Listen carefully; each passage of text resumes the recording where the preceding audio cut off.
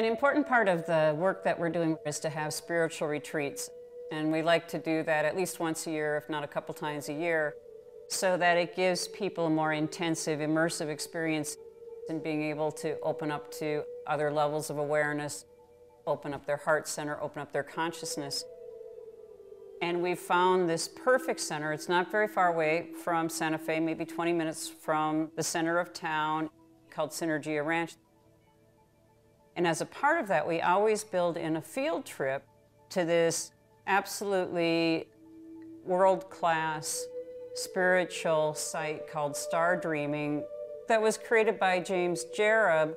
And I'm not going to say a lot more because we just happen to be here today. And it's Stardreaming, which is a way that really helps people to open to their greatest and highest experience during this retreat.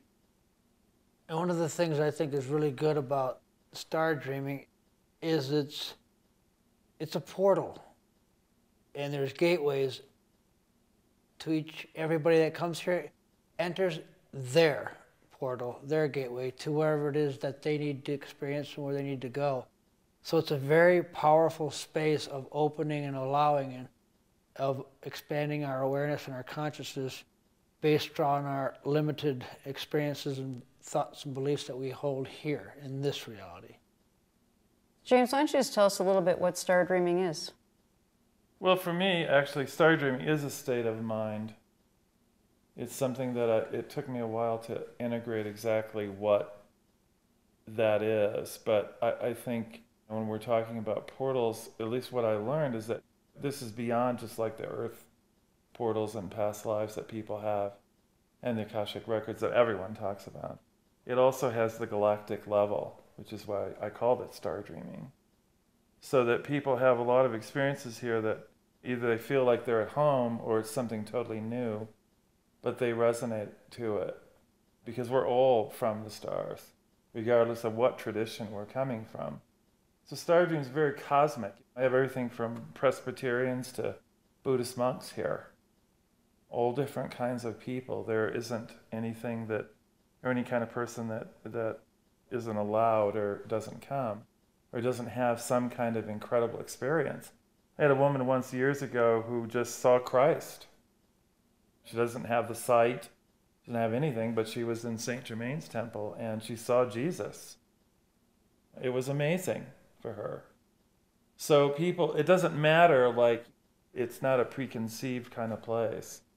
And there are no boundaries here, which is the whole point, I think, for any higher consciousness. It transcends boundaries. It transcends boundaries. Yeah, and it is truly this amazing place that James has built with over 600 tons of rock. There's 13 temples and labyrinths on your property, right? Right. And that are all aligned with the stars, are all aligned with sacred geometry, that have these incredibly beautiful stones that there are so many people that we know that work with stones or crystals, and you have these little pieces of rock, which is it's a little bit different than when you come in. And how many tons of obsidian are in the Milky Way 20. labyrinth? 20 tons of obsidian that you walk through in this labyrinth, and you can't help but feel the energy of the stone. Well, I mean, even like rose quartz, just some of the ones that a lot of us know that we work with, they're big here. I have 1,000-pound pieces of selenite just in the Star Temple alone that creates a stargate.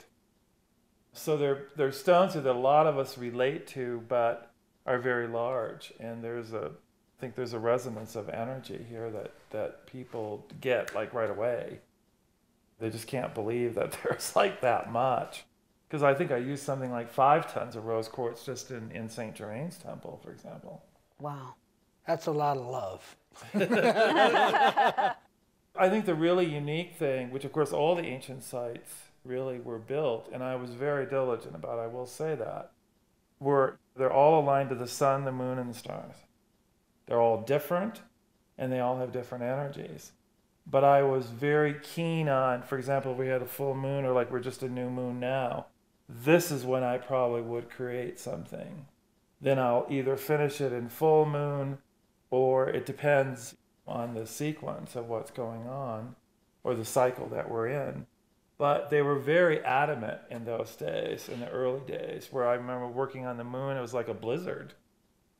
And it had to be done by Friday, like 3 more stones we're going to put in the inner circle. And I was like, I'm not going up there, in a blizzard. And what? And move the stuff? Are you not? I mean, but I did. And the reason I did was because it was a full moon, but it was also aligned to Venus. And so the moon holds that perfect balance of male and female energy. And it's also based on a 19-year cycle, which is called the Metonic cycle in astronomy. So all of those things like that were really important. And it wasn't about the planning season. We hear so much about the cycles, the solstice and the equinox, a lot, actually. And it was based on agriculture, society, and all that. But it also was based a lot on the sacred and the cosmic cycles. And that is when the power is. So that's when you create something. And that's what we did. And we did it a lot, as people have experienced in all the temples. So it creates different energies, different times that we were doing it in relation to the people that come to the temples. They feel the energy, they feel the difference or the balance, for example, like I said, in the moon. Plus it's aligned to Venus, you see. And they're all like that. I mean, now I actually have them and stuff. In the old days, I used to take people around and try to explain all this, of course. And I wrote some of it in a book, but now I actually have it carved in stone. So I've empowered everyone that comes here. They know the alchemical energy, they know what it's aligned to, they know when it was created. And then they have their own experience, which of course is what it's about. Agreed. And one of the things for me, James, in meeting you the first time and whatnot and hearing your story, it's truly a remarkable, inspirational story in following your vision, following your dreams, opening yourself up to your greatest potential, and simply being here ignites that within people. I think you have one of the most amazing stories, developing a professional reputation, credibility in academia, becoming an expert in Northern African culture and the arts, the crafts, the Egyptologists, all of this, and then having what I always refer to as a burning bush experience that says, guess what, James? This isn't what you are here to do. And to go through this transition and then do it, to actually say, okay, I guess it was nice to have this book deal, but I'm going to say no. Yeah, and that was one of the hardest things I've ever done. Yeah, and then to... I had a 3-book contract is what she's talking about with Tempson Hudson in London, and I canceled it. Because Raphael said it's not who you are, and you're not going to write books about Morocco. You're never going back to Africa. That was another banishment that I got early on. And I never did go back. I've never gone back. And not only that, but guess what? You're going to be an artist. Right. And you're going to do paintings. And lots of right? them. Well, no, they never said lots of them. No, actually. no, but you They have said lots like of 4. them. And you got 100 and so. 116, I think. I have to Well, recount. It is what you walked through to achieve what you've done. It is nothing short of a miracle. Yeah, absolutely. It is. Being here and meeting you in the first time when we did, no mistakes. It's been magical. Magical, and that's what it's about, is the magic. It's the magic, yeah. It's the magic. And having people accept magic and the magic as a part of their life, and that this is the way life is supposed to be, the whole idea of alchemy, the whole idea of spirit, not as being something that is simply in a temple somewhere and is this sacred, da da da da, that we are sacred temples. That doesn't mean that we don't have fun, we don't, it's that enchantment. I mean, this is, you know. Enchantment's a good word, I think. Yeah, Yes. and that this is where miracles come from. We're moving away from talking about healing to talking about miracles. The fact that when you really open up to that cosmic energy, to that spiritual energy, the other stuff ceases to exist. Right. So it doesn't have to be healed. There's nothing that has to be healed. It's simply awakening and opening to that which is. And that's what you experience here at Stardreaming. And we're so excited to be able to incorporate this into what we offer, because it works so well to do these things in concert with each other. Speaking of And that's really why I built it, was for that reason. And also for people with... For us? Well, for you and many practitioners and many healers and psychics and, energy you know, workers. channelers and so on. But also for artists and lots of creative people that have a lot of boundaries in their creation. This is the biggest thing I've learned. And like you just said, you know, there's no mistakes. When you bring that into the art world or into music and so on, there's a lot of people that would not even know what that is, or would definitely fight you and say like, oh no, well I made a mistake doing this when I was conducting this. But in truth, there isn't. And that it's the thing about alchemy that I love is that you create a whole new mindset. You think differently. And as at least I was taught, and I'm sure many would agree, is that, you know, our thought forms are really powerful. You want to change the world? Then it's going to be the way you think. It's like what I wrote in like my kid's book. Jason says, are you saying that what you think is like what you get? Yes. You want to change the planet? Think differently. And then you'll act differently. I mean, it sounds really easy and simple, but it's work too. It's a challenge. To really be Letting able go. to think in it, because you have all this projection, like people saying, well, James, you can't do this, or you shouldn't do that, because then you won't be part of this, and you won't. But I'm only listening from a higher place. And the really amazing thing I think in magic is that when you're on that, whatever you want to call it, cosmic wheel, cosmic mind, it's always the same. That's how you can really tell the difference from someone who's really of authenticity and someone who's not.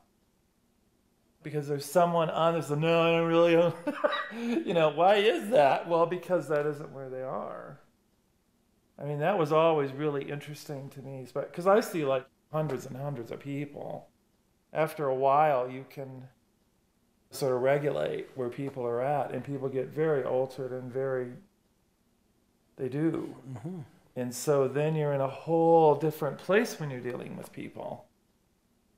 And if you are on that wheel that I'm talking about just as a visual, cosmically speaking, it's all the answers are the same. It's only when you're over here, like this person's having a hard time, you know, because they can't believe what's going, or whatever it is. They're having star being, you know, I don't know, visitations or something, or realizing that maybe it's not just an earthly thing for them. That's huge. Yeah. And they're having an experience with that. So we've just been delighted and honored to be able to get to know James and to incorporate this extraordinary, unique experience into the work that we're able to offer, that can really allow people to break through barriers in their life, to get to realizations, to have epiphanies. And we know that it just takes that crack in the ceiling to have that impulse come through that can create the change in your life that you've been waiting for. And Stardreaming is one of the places that can happen. Yeah, I think one of the things that I hear a lot from people is that it's safe. They've been on many different journeys and I don't know, different workshops and so on, but so many people, whatever that experience was, which I'm sure there was some fear as well as joy and ecstasy or whatever, but here, for whatever reason, I think it's a stone personally, and the configurations allow all those changes. Do you know what I mean? And so they feel like it's okay, maybe to say like, God, maybe I am from Pleiades. There's just certain things I'm that not come from this planet. through that they have an experience, or they have some other, like the woman who has the sight all of a sudden. Those kinetic things are really big for people. They were for me too. When you can all of a sudden see something, or you're in vision, or in trance. You're not doing plant medicine. You're just like there. Maybe you're with the ancient ones, or you're with the galactic, or whatever, you know, or you're with the fairies. You know, just all these possibilities. And star dreaming has a lot of that. And so it allows people to go a little bit farther than maybe they would have gone and be okay with it. I think I hear that piece a lot. What would you say your little famous saying is? What's the thing you say at the end of things? Live in your magic and reach for the stars. Can you say it again? Live in your magic and reach for the stars. I didn't get it. Can you say that again? You guys say that. Go on. Yes, live in your magic and reach for the stars. That's what we should be doing. Mm-hmm. Absolutely. Thank you. Thank you so much. Thank you.